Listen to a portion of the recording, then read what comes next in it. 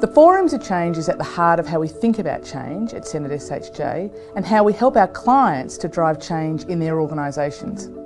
The four rooms of change was created by Klaus Jansson, who's a Swedish psychologist, author and researcher.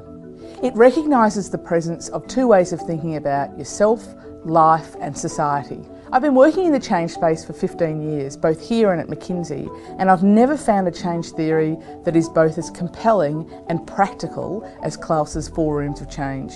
It's different in two ways. One, the participants build the theory in the room off their own experiences, which really drives a level of self-awareness and a shared language about how teams, organisations and systems think about and talk about change. The other thing that's quite unique about the four rooms of change is it recognises that human beings are complex and that you might be in a different room in a different aspect of your life, whether that be your work or home or on a sporting field or when you're spending time with your children, you might be in a different room in the four rooms.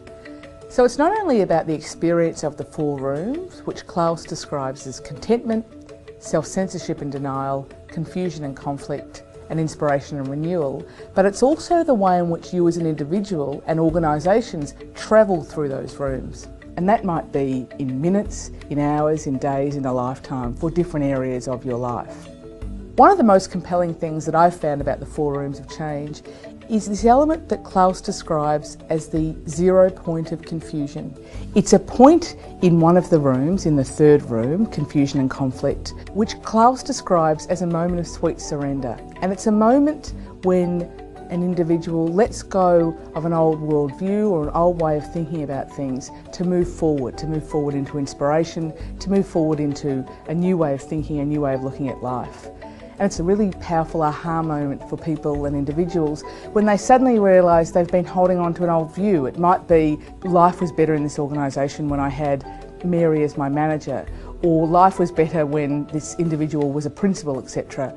So it's a moment for people when they realise that in holding that view, they cannot let go and move forward. And it's a really kind of powerful movement for people during the four rooms. So another really useful aspect of the four rooms of change is that teams are able to come together and run through an employee opinion survey type exercise in the room where people acknowledge their feelings, their experiences, their concerns, and they have a great conversation about what they as a team and what they as individuals are going to do differently to kind of move forward and move through the four rooms. As a certified user, I'm now working with the four rooms of change in the corporate, government and not-for-profit sector, and I'm seeing the aha moments that people are having along the way about themselves and also the people they work with.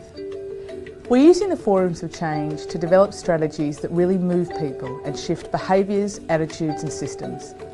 The four rooms of change is still relatively new in Australia, and I'm very proud to be one of the few certified practitioners who's using the four rooms of change in a really wide variety of environments, from schools all the way through to corporates.